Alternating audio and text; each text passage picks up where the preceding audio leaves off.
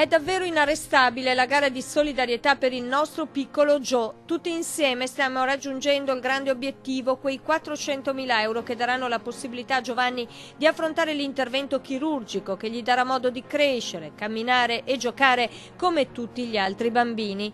Una rarissima malformazione che lo vede privo della tibia ad una gamba glielo impedisce, ma un'operazione possibile in Florida, negli Stati Uniti, gli consentirebbe di guarire. Stamattina il nostro piccolo guerriero è stato sottoposto a risonanza magnetica all'ospedale di Campo San Piero.